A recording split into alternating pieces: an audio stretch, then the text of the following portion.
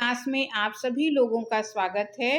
बच्चों, आज हम कक्षा 11 में केशव दास पाठ से जो पहला वीडियो बन चुका है, 1 से 10 तक पद उसमें लिए गए थे। आज ये दूसरा पार्ट है जिसमें 12 से लेकर 20 तक आपका आएगा और ये दूसरे पार्ट में आपका ये समाप्त हो जाएगा चैप्टर। तो ये केशव दास की जो रामचंद्रिका है उसमें से ये खंड लिया गया है। सीता स्वयंवर की इसमें कथा है। तो यहाँ पर जो दूसरे पार्ट में ये 12 नंबर का जो पद शुरू हो रहा है, यहाँ पर शिव जो जनक जी हैं वो राम और लक्ष्मण का परिचय विश्वामित्र जी से पूछते हैं। तो बच्चों, इस वीडियो को आखिरी तक आप जरूर देखिएगा ताकि आपको ये जो पद हैं केशवदास के वो अच्छे से समझ में आ जाएं। और अगर आपने वीडियो को सब्सक्राइब चैनल को नहीं किया है तो चैनल को सब्सक्राइब कर लें, क्योंकि इस तरह के नए नए वीडियो आप इस चैनल पर आते रहते हैं और वो आपको लगातार मिलते रहेंगे अगर आप इस चैनल को सब्सक्राइब कर लेंगे। तो अब हम देखते हैं कि 12 नंबर का जो पद है उसमें जनक जी ने एक प्रश्न पूछा है विश्वामित्र जी से। वो उनके साथ राम और लक्ष्मण आए हुए हैं। जनक जी उनको पहचानते नहीं हैं, तो उनका परिचय विश्वामित्र से पूछते हुए जनक जी कहते हैं कि ये सुत कौन के शोभहि साजे। कहते हैं कि ये जो सुत हैं, सुत माने पुत्र, कौन के माने किसके हैं, शोभहि साजे, ये जो दोनों राम और लक्ष्मण, ये जो दोनों जोड़ी हैं, जो दो आपके साथ राजकुमार हैं, इतने सुंदर राजकुमार हैं, तो ये किसके पुत्र हैं, किसके ये सुत माने पुत्र। तो ये उन्होंने क्या कहा, सबसे पहला प्रश्न पूछा कि हे ऋषिवर, आपके साथ ये जो दो राजकुमार हैं जो अत्यधिक सुंदर लग रहे हैं, ये किसके पुत्र हैं। सुंदर श्यामल गौर विराजे, ये दोनों ही सुंदर हैं। एक श्यामल है, एक सांवले रंग का है और एक गोरे रंग का है जो आपके साथ विराजमान है। ये गोरे और सांवले रंग के सुंदर बालक किसके हैं। जानत हो जिय सोदर दोऊ, जानत मने मेरे मन में ये लगता है, जानत मने जानना। कहते मेरे मन में ये अनुमान है, मेरा मन ये अनुमान कर रहा है कि जैसे ये दोनों सहोदर, सोदर मने सहोदर हों, सहोदर मने जो एक ही उदर, एक ही माँ के पेट से पैदा हुआ है। तो कहते मुझे ऐसा मालूम होता है, ऐसा प्रतीत होता है कि ये दोनों बालक सहोदर हैं, अर्थात ये दोनों सगे भाई हैं। आगे देखिए क्या कहते हैं, कमला विमलापति को, अथवा ऐसा लगता है। अब यहाँ पर संदेह अलंकार है। एक में उन्होंने कहा ऐसा लगता है कि दोनों ही सहोदर हैं, सगे भाई हैं, और दूसरे में अगली पंक्ति में कहते कै मने अथवा ऐसा लगता है कि कमला, कै कमला विमलापति को, मानो कमला माने होता है लक्ष्मी और विमला माने होता है सरस्वती। तो अथवा ऐसा लगता है कि एक इसमें से कमलापति माने लक्ष्मी के पति विष्णु है और दूसरे विमलापति माने सरस्वती के पति ब्रह्मा जी हैं। मुझे विष्णु और ब्रह्मा जी की जोड़ी लगती है। तो इस प्रकार जनक जी ने अपनी जिज्ञासा विश्वामित्र के सामने रखी कि ये दोनों बालक कौन है। तो विश्वामित्र उसका जवाब देते हैं, कहते हैं कि दानिन के शील पर दान के प्रहारी नित, दानिन माने दानियों में ये शीलवान हैं, दानियों के समान ये बालक शीलवान है, पर दान के प्रहारी नीति, लेकिन शत्रुओं के दान का प्रहार के द्वारा छीनने, शत्रुओं को दान को ये छीनने वाले भी हैं, शत्रुओं के दान को प्रहार के द्वारा ये छीन भी लेते हैं और ये दानियों के समान शील वाले भी हैं। आगे देखिए क्या कहते हैं, दानवार जो निदान देखिए सुभाए के, दानवार यहाँ पर होता है विष्णु। तो कहते कि दानवार विष्णु को कहा जाता है जो निदान देखिए सुभाए, सुभाए माने स्वभाव, और स्वभाव में ये विष्णु के समान है, अर्थात ये दूसरों के दानों के समान, दानियों के समान ये शीलवान भी है और दूसरे के शत्रुओं के दान को छीनने वाले भी हैं। और दानवार जो निदान देखिए सुभाए के, और इनका स्वभाव कैसा है, दानवार के समान, अर्थात विष्णु के समान इनका स्वभाव है। दीप दीप हूँ के अवनीपत के अवनीप, कहते कि जितने भी इस संसार में द्वीप हैं, सभी द्वीपों के जितने भी राजा हैं, तो अवनी माने होता है राजा, तो अवनीपन के अवनी, ये सातों द्वीपों के राजाओं के भी राजा हैं। पृथु सम केशव दास द्विज गाय के। अब यहाँ पर राम लक्ष्मण का देखिए प्रशंसा कर रहे हैं। पृथु सम, एक ऋषि हुए हैं पृथु, जो गायों की सेवा करते थे। तो कहते हैं ये रघुवंश के ही पृथु ऋषि थे, राजा थे, राजा पृथु थे। तो उन्होंने कहा ये पृथु राजा के समान, सम मने समान। केशवदास कहते हैं कि ये जो दोनों हैं वो पृथु राजा के समान ही दास हैं। किसके दास हैं? द्विज और गाय के। द्विज माने ब्राह्मणों और गाय की ये सेवा करने वाले हैं। जिस प्रकार इनके वंश में राजा पृथु ब्राह्मणों की और गायों की सेवा करते थे, उन्हीं के समान ये भी ब्राह्मण और गायों के दास हैं। आनंद के कंद सुर पालक से बालक ये। आनंद के कंद माने ये आनंद के आगार हैं, आनंद के भंडार हैं। सुर पालक से, और ये देवताओं को का भी पालन करने वाले ये बालक हैं। ये जो बालक हैं ये कोई छोटे मोटे बालक नहीं है, साधारण बालक नहीं है। ये तो आनंद के भंडार हैं, सबको आनंद प्रदान करने वाले हैं और देवताओं का भी पालन करने वाले ये बालक हैं। परदार प्रिय, परदार कहते हैं लक्ष्मी, ये लक्ष्मी जी के प्रिय हैं। साधु मन वच काय के, मन मने मन से, वच मने वचन से, वाणी से, काय मने शरीर से, और ये मन वचन और वाणी से साधुओं के स्वभाव, साधुओं के समान हैं। आगे देखते हैं। देह धर्मधारी, आगे उन्होंने कहा कि देह धर्मधारी पे विदेह राज जू से राज। आप कहते हैं कि ये ये तुम्हें आपको ये देह, इन्होंने देह को जरूर धारण किया है, देह को धारण करने वाले हैं, लेकिन ये विदेह राज मने, विदेह मने देह से मुक्त हैं। ये देह को धारण करने वाले राजकुमार आपको जो दिखाई दे रहे हैं, ये वास्तव में शरीरधारी नहीं हैं, ये अपने शरीर के बंधन से मुक्त हो गए हैं। राजत कुमार ऐसे, अब अंतिम पंक्ति में क्या परिचय देते हैं कि राजत कुमार ऐसे दशरथ राय के, ये जो मेरे साथ दोनों बालक सुशोभित हैं हे राजन, ये राजा दशरथ के पुत्र हैं, ये दोनों राजा दशरथ के पुत्र हैं। इस प्रकार विश्वामित्र जनक को राम और लक्ष्मण का परिचय देते हैं। अब देखिए आगे वो क्या कहते हैं। आगे उन्होंने कहा, विश्वामित्र फिर आगे कहते हैं कि रघुनाथ सरासन चाहत देखियो। सरासन माने होता है धनुष। तो उन्होंने कहा कि और आगे क्या कहा, अति दुष्कर राज समाजन लेख्यो।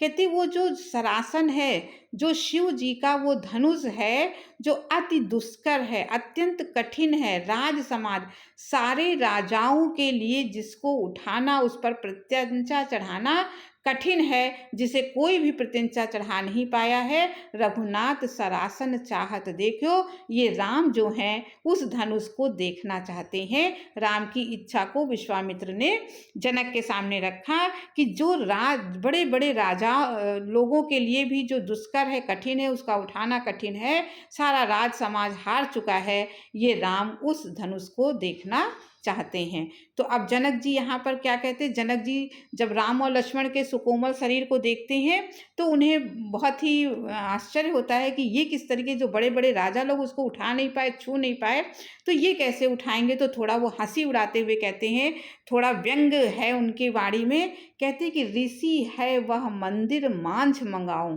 मांझ माने मध्य में, मंदिर माने घर। हे ऋषिवर, वो तो घर के, सभा के बीचों बीच में, घर के भीतर रखा हुआ है, क्या मैं उसको यहाँ पर मंगवा दूँ इनको देखने के लिए, राम के देखने के लिए, क्या मैं उसे यहाँ मंगा लूँ। गही ल्यावई हो जनयूथ बुलाऊं। जनयूथ माने लोगों के समूह, क्योंकि एक आदमी तो उसको ला नहीं सकता है। तो गही ल्यावई, गही माने पकड़ कर, ल्यावई माने लाने के लिए, तो क्या, हाँ माने मैं, तो क्या मैं उसे लाने के लिए लोगों के समूह को बुलवाऊं और उस धनुष को यहाँ पर लेकर आऊं और इन दोनों को दिखाऊं। तो यहाँ पर देखिए जनक जी कुछ हंसी उड़ाते हुए, हंसी का भाव है, उन्हें ये भरोसा नहीं है कि जो बड़े से बड़े राजा लोग जिसको उठा नहीं पाए, जिस धनुष को छू नहीं पाए, वो ये छोटे छोटे सुकुमार राजकुमार क्या उठाएंगे। तो यहाँ पर कुछ हंसी उड़ाते हुए उन्होंने ये बात कही कि वो धनुष तो मंदिर के भीतर रखा है, क्या मैं उसे मंगवा दूं और उसे पकड़ कर लाने के लिए क्या मैं लोगों के समूह को बुलाऊं। अब आगे देखिए, दंडक छंद आ गया है। रामचंद्रिका में बहुत सारे छंदों का इस्तेमाल केशवदास ने किया है। हर पद लगभग अलग अलग छंद में लिखा गया है, तो ये दंडक छंद है। अब देखिए इसमें वो क्या कहते हैं। अब राजा जनक हंसी में ऊपर वाली बात उन्होंने कही, और अब वो उस धनुष का, जो शिव जी का धनुष है, उसकी जो कठोरता है, उसकी जो विशालता है, उसका वर्णन वो यहाँ पर जनक जी कर रहे हैं कि वज्र ते कठोर है, कैलाश ते विशाल। कहते वो जो शिव जी का धनुष है, वो साधारण धनुष नहीं है जिसको उठाकर यहाँ ले आया जाए। वो तो ऐसा धनुष है जो वज्र, सबसे कठोर पर्वत जो होता है उसको वज्र कहते हैं। तो कहते वज्र पर्वत से भी, वज्र से भी कठोर है वो, और कैलाश से वो विशाल है। कैलाश पर्वत से विशाल है धनुष, और वज्र से भी अधिक कठोर है। काल दंड से कराल, काल कहते हैं यमराज, और यमराज का जो दंड है, यमराज के डंडे से भी वो अधिक कराल माने भयंकर है, भयानक है। सब काल काल गावहीं, और जितने भी लोग हैं उसे काल का भी काल कहते हैं, और उससे हार मानते हैं। वो अपनी जगह से, उसको कोई हिला नहीं पाता है। ऐसा वो शिव जी का धनुष है। केशव त्रिलोक के बिलोक हारे देव सब।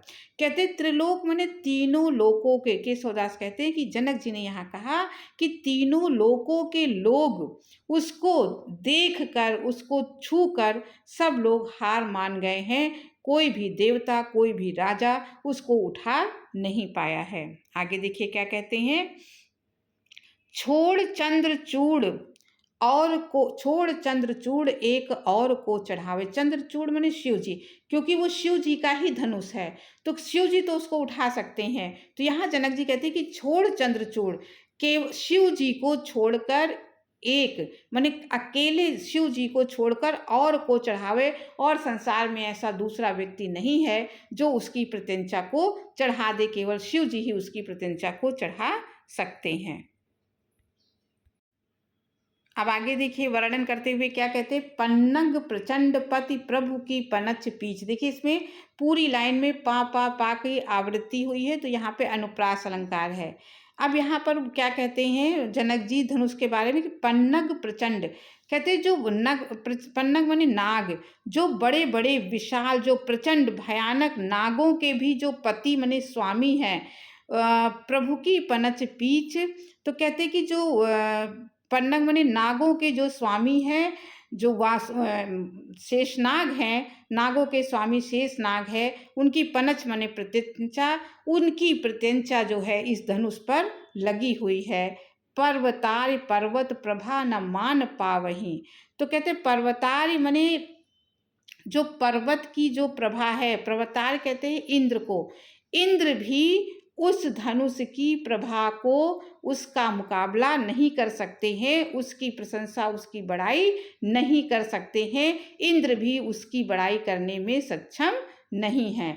विनायक एकहूँ पे आवे ना पिनाक ताहि। पिनाक माने धनुष, विनायक माने गणेश जी, एकहूँ माने अकेले, अकेले जो शिव जी के पुत्र गणेश जी भी हैं, वो भी अकेले उस धनुष को यहाँ पर लाकर नहीं रख सकते हैं। माने अकेले गणेश जी भी, जो शिव जी के ही पुत्र हैं और शक्तिशाली हैं, वो भी अकेले धनुष को उठाने में समर्थ नहीं हैं। तो कोमल कमल पाणि राम कैसे ल्यावहीं। तो गणेश जी जब उनके शिव जी के पुत्र हैं, वो उसको अकेले नहीं उठा सकते, तो ये तो राम जो हैं, ये कोमल कमल पाणि, कमल पाणि माने हाथ, ये तो कोमल हाथों वाले जो राम है, वो उस धनुष को भला यहाँ पर कैसे ला सकते हैं।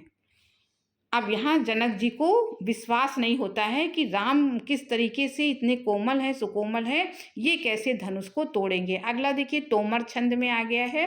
अब यहाँ पर फिर विश्वामित्र जब देख रहे हैं कि जनक को किसी तरीके से राम के ऊपर विश्वास नहीं है, इनकी शक्ति पर विश्वास नहीं है, तो उन्होंने राम को यह आदेश दिया, सुन रामचंद्र कुमार, हे रामचंद्र, हे युवराज, तुम जल्दी से सुनो, धनु आनिए यही बार, चलो उस धनुष को इस बार उठा लो। पुनि बेगी ताहि चढ़ाओ, और उसको तुम जल्दी से उसकी प्रत्यंचा चढ़ा दो, यश लोक लोक बढ़ाओ, और अपने यश को पूरे संसार में फैला दो। तो यहाँ पर विश्वामित्र को लगा कि जनक को बिल्कुल विश्वास नहीं है राम के ऊपर, तो उन्होंने राम को आदेश दिया कि रामचंद्र सुनो, चलो उस धनुष को तुम जल्दी से उठाओ और उसके ऊपर पुनि बेग ताहि चढ़ाओ, उस पर प्रत्यंचा चढ़ाओ और उसको तोड़कर अपना यश पूरे संसार में फैला दो। अब आगे देखिए, आगे वो क्या कहते हैं, दोहा छंद देखिए यहाँ पर आ गया है। दोहा छंद का इस्तेमाल है, हर देखिए पद अलग अलग छंदों में किया है कवि ने। ऋषि ही देखि हर्ष्यो हियो, राम देखि कुम्हलाए। अब उन्होंने कहा कि जब ऋषि की इस तरीके से बातें सुनते हैं उत्साहपूर्वक कि चलो राम को आदेश दे रहे, चलो राम धनुष को तोड़ दो, तो जब ऋषि की तरफ देखते हैं तो उनका मन हर्षित हो जाता है, उनका मन आनंद से भर जाता है कि शायद मेरी कामना पूरी हो जाए। लेकिन फिर राम देखि कुम्हलाए, और फिर जब राम की तरफ नजर जाती है तो उनका मन कुम्हला जाता है। तो इन पंक्तियों में जो जनक जी की मनोदशा का कवि ने बहुत अच्छा वर्णन किया है।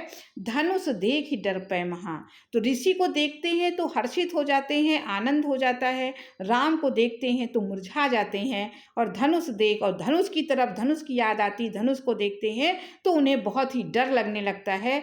चिंता चित्त डुलाए, इस प्रकार जनक जी का जो चित्त है, जो हृदय है, वो चिंता से डोल रहा है। आगे देखते हैं, आगे स्वागता छंद आ गया है।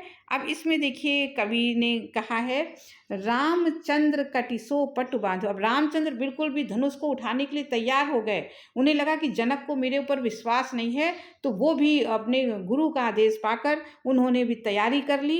रामचंद्र कटिसो पटि बांधो, रामचंद्र ने अपने कटि माने कमर से कपड़े को बांध लिया। जब किसी कठिन काम के लिए तैयार होते तो फेटा, कमर कस ली जाती है, तो इस प्रकार रामचंद्र जी ने भी अपने कपड़े से अपनी कमर को कस लिया।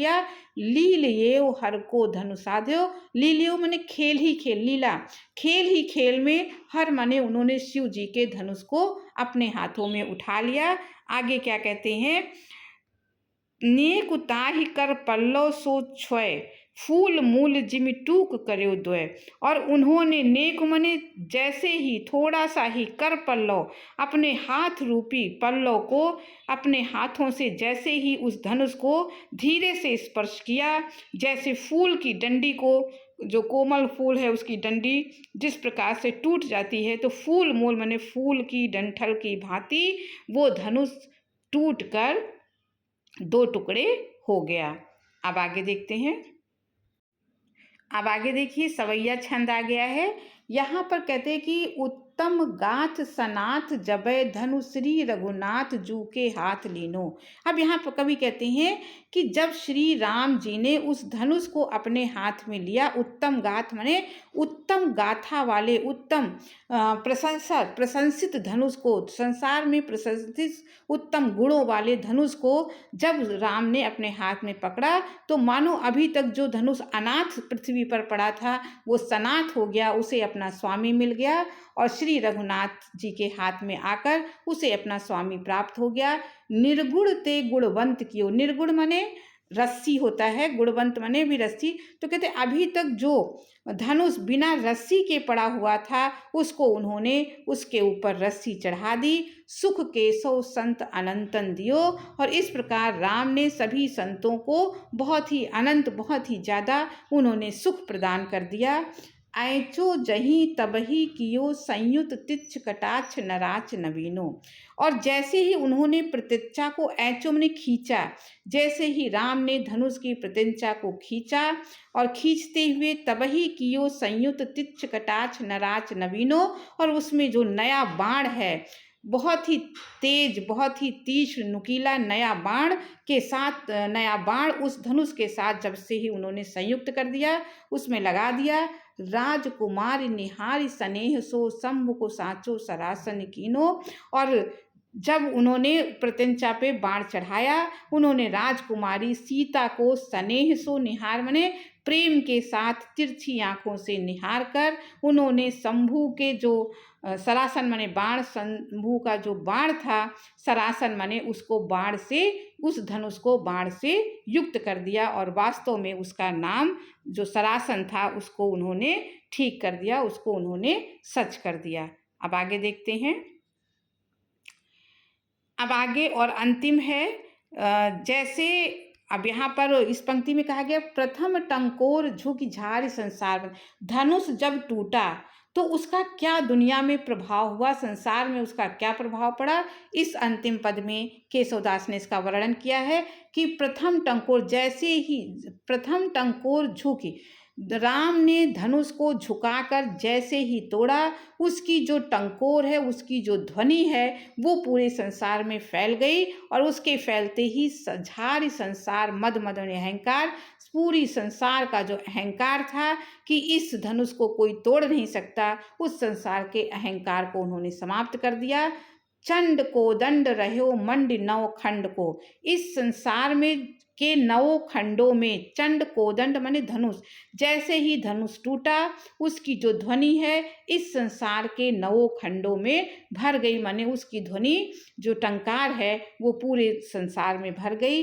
चाल अचला अचल, जो कभी ना चलने वाली, कभी ना चलायमान जो धरती है, और जो अचल माने जो पर्वत हैं, जो कभी भी अपने स्थान से हिलते नहीं हैं, उस ध्वनि को, भयंकर ध्वनि को सुनकर आज धरती और पर्वत भी हिल गए। घाल दिक्बाल पल, और जो दिशाओं के स्वामी हैं, 10 दिशाओं के जो स्वामी हैं, उनका बल भी आज समाप्त हो गया। अब पाल ऋषिराज के वचन प्रचंड को, इस प्रकार श्री राम ने ऋषिराज विश्वामित्र के वचन का पालन करके शोध दय ईश को, और ईश्वर को, ब्रह्मा को इसकी शोध माने सूचना देकर, बोध जगदीश को और विष्णु को इसका बोध कराकर, आगे देखिए, क्रोध उपजाए भृगुनंद बरिबंड को, और भृगुनंद कहते परशुराम, परशुराम को भयंकर क्रोध उत्पन्न करके बाधि वर्ग स्वर्ग को, स्वर्ग के सुख में बाधा, बाध माने बाधा डालकर, साधि अपवर्ग, अपवर्ग माने मुक्ति, और मुक्ति की साधना करके मुक्ति को साध कर, भंग को शब्द गयो भेद ब्रह्मांड को, इस प्रकार जब धनुष भंग हुआ तो उससे जो भयंकर ध्वनि निकली, वो ध्वनि जो है पूरे ब्रह्मांड में फैल गई। तो इस प्रकार से बच्चों आपका ये दूसरा भी पार्ट समाप्त होता है, और केशवदास के 2 पार्ट हैं, आप पहला भी देख लीजिएगा तो आपका पूरा हो जाएगा। आपको अगर वीडियो अच्छा लगा हो तो चैनल को सब्सक्राइब बच्चों ज़रूर कीजिएगा, इस तरह के नए वीडियो आपको मिलते रहेंगे। आप इसे लाइक कीजिएगा और शेयर कीजिएगा, अपने दोस्तों को भी भेजिएगा, और अब अगले वीडियो में फिर किसी टॉपिक के साथ मिलेंगे। तब तक के लिए धन्यवाद।